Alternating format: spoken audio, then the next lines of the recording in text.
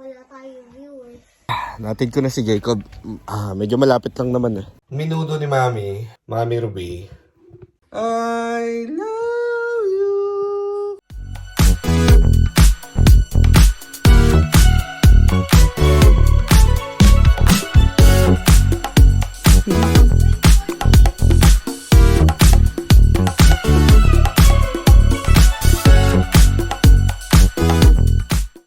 Hi everyone, good morning. Welcome to my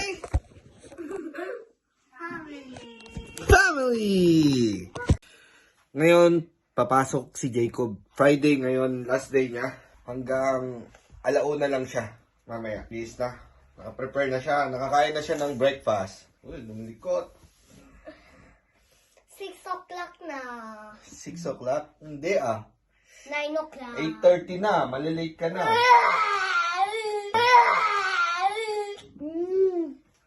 Viewers. Wala tayong viewers.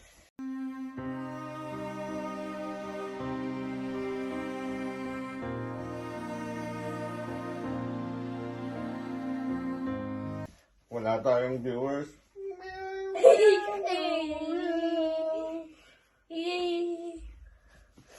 Uy.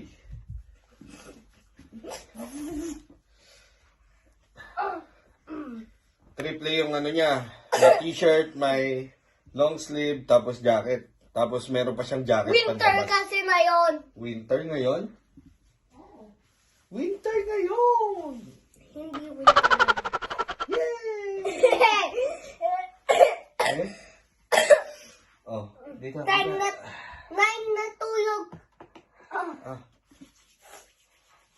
9 na tulog. Ano na ruling na? Oo. Oh, ang galing mo. Hindi ko alam yun Kasi gestan 10 eh. Sino sabi sa'yo nun? Very good Ako. Ako, last day ko na ng sick leave. So, next week, May pasok na. next week may pasok na ako. Bye-bye. Mga ano din ako mga 8G. 1 week. 8 days na, hindi, 10 days na sick leave. Tinamaan kami lahat, 3 kami ng influenza B. Ngayon pa lang nagre-recover. Masakit pa nga lalamunan eh. Kala mo na doon ako? Mm-hmm. Eh. Pakita mo yung hoodie mo, kanino galing yan? Mahudi? Yan, yung moods eh. Hoodie. Ay, hoodie. Bonnet pala. Tama kayo, tama kayo. Ako naman eh. Sabi niya, dun sa Miss Rachel. Sabi ni Miss Rachel, yan daw hot. Hot! Sabi ni Jacob, Mami, mali naman siya eh. Bakit hot yan eh? Bonnet yun. Mali pala si Miss Rachel. Sabi kasi ni Miss Rachel, Ano hot ba yun? daw yan. Ano ba yung tinuturo ni Miss Rachel? Mali naman si Miss Rachel pala. Good morning! Hindi niya alam yung hat. Hindi alam ni Miss Rachel yung hat. Didemanda na natin si Miss Rachel. Ang demanda ko talaga yun si Miss Rachel na yan eh. Paluin ko siya. Hindi Hindi natin siya makikita. Ay.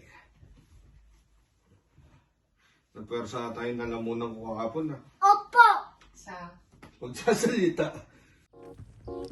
Yan yung mga cars nila. Tapos,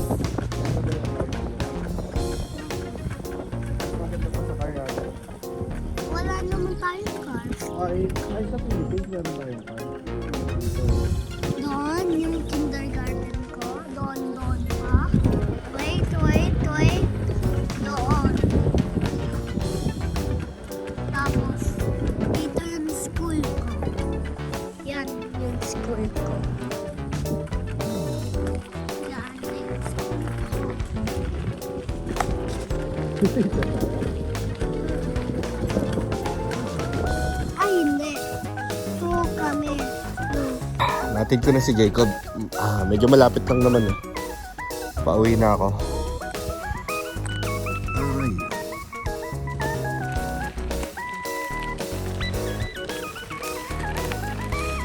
Ano, winter pa rin ngayon.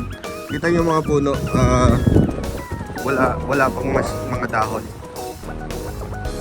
Sabi nga ni Jacob, mga 9 days na lang, ano na, fruiting is, spring, yan, spring. Uy, dito ako dumaan sa gilid ng Elbe.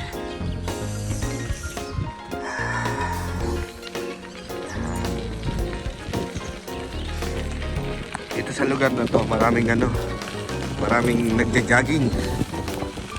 Tapos sa gilid may port ng mga barko, mga cargo ship. Minsan nag-stop dyan. One time may dumaong dyan, madaming Pilipino yung sakay nakilala namin. Lamig. Dito rin sila nagpapatakbo ng nagpapagala ng aso. Yun, seaside siya. Gala sila dito ng aso, dito sila nagpapadumi. Pero pag nagpadumi sila dito, hindi pwede iiwan mo lang yung tae ng aso. Kailangan kukunin mo. Lagi ka dapat may plastic kung may aso ka. Ang daming niyan dati, ang daming halaman, puno. Ngayon, kinalbo nila. Ewan ko bakit. Ang gaganda ng mga bahay dito. Pangyayamanin.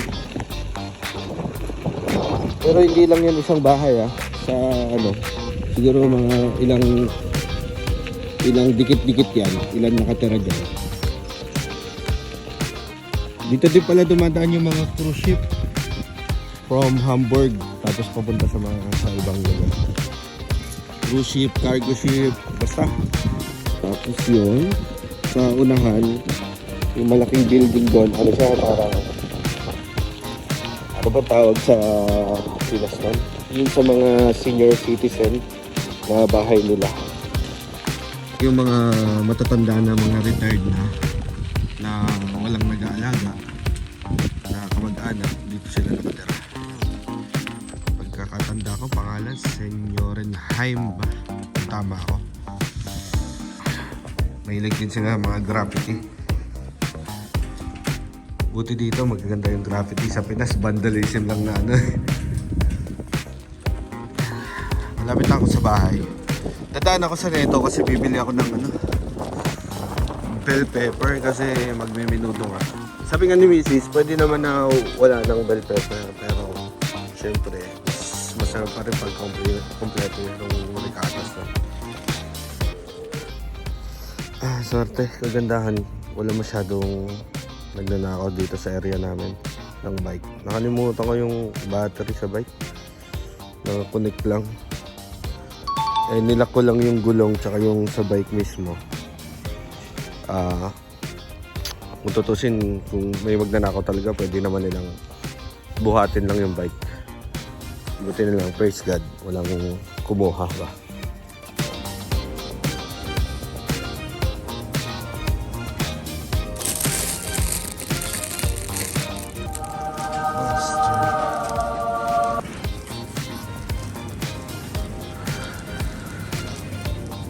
Kasi yung Mazda 88 cents pero plus 25 cents yan kasi merong fan in deposit. Siguro ito na lang muna. Walang bell pepper.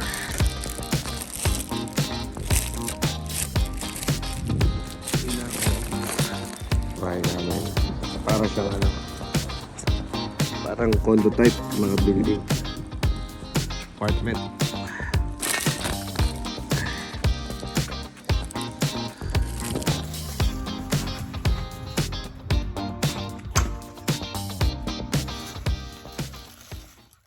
Nahatid ko na si Jacob sa school. Prepare naman natin yung gagamitin ni Mami, yung ricados niya sa menudo.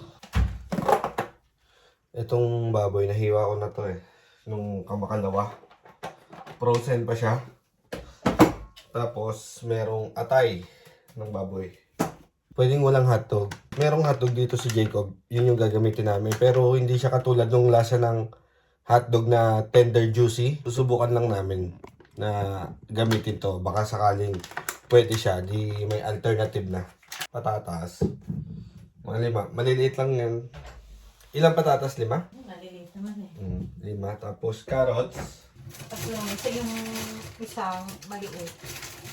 Mas maliit pa dyan. Okay. Sige. Nilinisig ko na pala yung ano. Natin. Imamarinate pa ba yung ano? Baboy? Gusto mo, Bi? Kahit 30 minutes lang. Bawang sibuyas? Oo. Okay. So, minudo ni Mami Ruby, ano siya, inspired by minudo ni Mami Nenet. Kaya gusto ko rin yung minudo niya. Parang nasa Pilipinas din kami pag kumakain kami. Medyo masakit pa yung lalamunan ko sa, ano eh, galing kami ng influenza B, pag positive.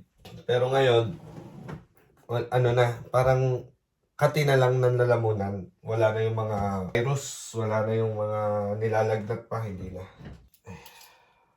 Maliliit lang yung binibili naming patatas kasi minsan, yung sa binibili namin, wala kasing tingi doon. Kaya balot-balot yung patatas. Eh, pag 1 kilo, minsan 1 buwan na hindi pa namin nauubos.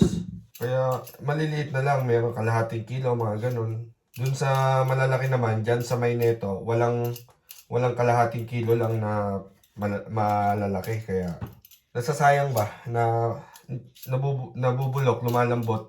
Ito, maliit. Medyo mahirap lang i-peeler pero si Mami pinapatulog si Shiloh. Dumede na ata eh. Kasi kanina ayaw dumede, pahirapan sa pagdede, inaantok pa kasi. Hindi naman pwedeng hayaan naming matulog na lang ng more than ilang oras na hindi pa nagdedede. Kaya sa madaling araw din, kahit gusto niya matulog, pinipilit namin na magdede siya. Minudo, maliliit. Piprituin din mamaya pagka bago igisa yung baboy. Matagal na rin kami hindi nakakain ng minudo. Kailan tayo huling kumain ng minudo, Bi? Tagal na. Handaan pa yon, no? Ewan ko ba? Kasi minsan, mas naiisip namin yung madaling luto eh. Katulad ng nilaga, adobo, sinampalukan. Madali din naman tong minudo. Ang ano lang, kasi dito sa Neto na malapit, wala masyadong atay ng baboy. Kaya, bibili pa dun sa may pamila eh, ilang minuto rin yun. Minsan, tinatamaan na ng katamaran ba. Ang minudo sa amin sa Malagasang, minudo ni Mami Nenet, nilalagyan ng pasas. Ako, sa totoo lang, para sa akin, ayoko nang may pasas. Nawiwirduhan ako, pero sa mga handaan na nilulutuan ni Mami Nenet, may pasas yun. Tsaka kaya lagi ko sinasabi na pagdating sa lutuan si Mami Nenet, Ulitin ko pa ba? Mami Nenet, yung lola ko yon. Si Mami Nenet ho yung yung tawagan dati. Kunwari may mga handaan doon sa amin, sa Imus. Siya yung mga nagluluto, mga bulto-bulto na putahe. Ang galing! Ang galing! Daan-daang kilong karne, siya yung tigaluto. Tapos sinasama kami minsan, ang dati, ang lagi niyang kasama sa may mga lutuan, si Kuya Dario. Kasi mahirap yung halo ng halo ba. Medyo nagkakaedad na rin si Mami Nenet. Si Kuya Dario yung kontrata, sinasama na tigahalo. Lalo na nung naalala ko yung ube sa Debo ni Awit. Ang dami. Tapos yung putahe, daan-daan kilo. Debo ni Awit, yan? Kinakapatid ko, anak ni Ninang Jenna. Saka ni Ninong Phil. Tandaan ko yun. Ang daming bisita, ang daming putahe. Yung Debo ni Awit na yun, sumayaw kami ng kutilyon. Kasama ko sina Congressman AJ. Pinsanin kasi nila yun eh. Si Mami Nenet. Kaya lagi ko sinasabi si Mami Nenet. Si Mami Nenet kasi ang sarap magluto. Wala na, finish na. Hindi lang kami nagsasabing pamilya. Pati syempre yung mga ibang Bola lang yan. nakakatikim ng luto niya. Eh ngayon, sinasabi nila, nakuha na daw ni Mama yung pagluto. Nice. Si Kuya Dario pala, asawa siya ni Tenancy, kapatid ni Mama. Ang tawag doon, bilas? Bayaw? Tito ko. Yun, sinasama siya, halo ng sinasangkot siya, niluluto. Basta ang natatandaan ko, si Mami ang tigaluto doon sa lugar namin, sa Imus. Kung sino man kamag-anak may handaan or hindi kamag-anak, siya yung pinapatawag para magluto. Ako dati, wala akong ambag sa bahay. Ano lang ako? Katuga. Bata-bata. Katuga lang ako. Kain, tulog, gala. Dota. Kung sinong tumawag dyan, may dayon Dota. Laro-laro Dota. Bago ako mag-Saudi nun. Maliliit lang. Iwain natin na maliliit. Kasi maliliit lang din yung iwa ko ng karne. Para magpantay sa itsura.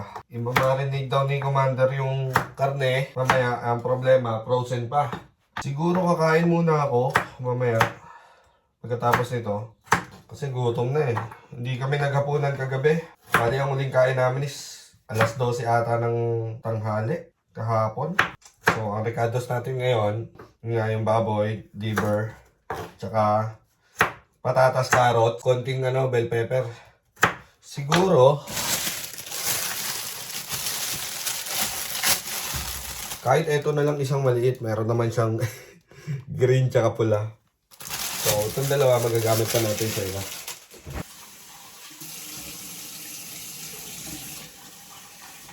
Yan. Yung pala, hindi ko alam kung bakit sa Pinas, tamad na tamad ako magluto, maggayat-gayat. Sa bagay, hindi pa naman ako ganun karunong nun. Kasi nung sa Saudi lang talaga ako natuto nung sa sa buhay. Kasi nalaman mo nga na mahirap. Sa Saudi, wala ka namang katulong doon. Ikaw lang mag-isa magkikilos sa sarili mo. May sakit ka, magtatrabaho ka. May sakit ka, ikaw magdadala ng sarili mo sa ospital. Kaya yun. Yun nga, katulad nga sinabi ko. Sa Pinas kasi, nung pa ako, bata-bata, puro computer, Dota, inom, ganun, gala sa mga kaibigan, Ragnarok dito, Ragnarok noon. Ngayon, praise God at na iwasan ko na yung mga yun. Hindi ko na siya hinahanap-hanap ba. Kasi yun eh, kung tutusin, addiction ba yun? Paano masabi? Yung mga bagay na yun. Yun, thanks God, by the grace of God, binago niya ako, binago niya tayo, dahil din sa tulong ni Mrs. Oh my God! Wow! Na dahil din sa kanila, kaya ako binago yung mga ways na ganun. Huwag kayo iiyak. Walang iiyak ha. Wala kayo umiyak eh. Yan, di ba gagalit si Mrs. Kasi nga, di ba ang gusto ni Mrs. Habang nagpe-prepare ka, naglilinis ka na. Yan, nalinis na. Siya naman kasi yung magluluto, di naman ako. Pinrepare ko lang. Nagkape na pala ako kanina habang kumakain si Jacob ng agaan. Jacob kasi hindi namin pinapaalis hanggat hindi kumakain. Yung iba kasi dito, sa school na pinapakain. Sa amin hindi. Kasi hindi kami sigurado kung kakainin ni Jacob yung pagkain sa school eh. Kaya dito pa lang, kumain na siya. Para hindi na kami masyadong mag-isip na kahit di siya kumain sa school, at least, kahit pa paano, dito sa bahay, nakakain siya. Pero may baon naman siya.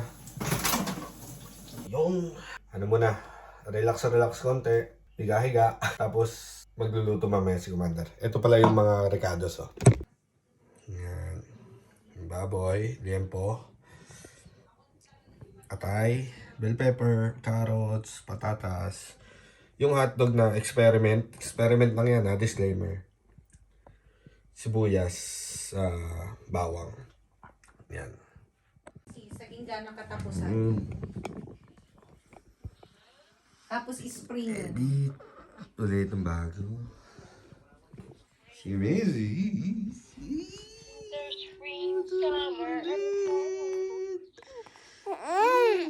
Yay! Oh. Say hi to vlog! Hi! May vlogs ko. Nag-editor yun. Hi to the vlog! Say hi, Adam. Argus. Hi! Say hi na. You want to play Roblox? Agsangit na ni sis. Do you have Robux? Can you please give me Robux? You have to? Can I see your avatar? Yung si Avatar daw. Why? I know. Magka-friend na sila sa Roblox ni Jacob, di ba? Oo. May show yung Avatar. Can I see your avatar, please? Nalaro yung parang mind something. Minecraft. Adam. Ayan na, papakita niya na. Pakita mo na? Pakita mo na. Why you don't like? Why? Ayan na yung phone mo.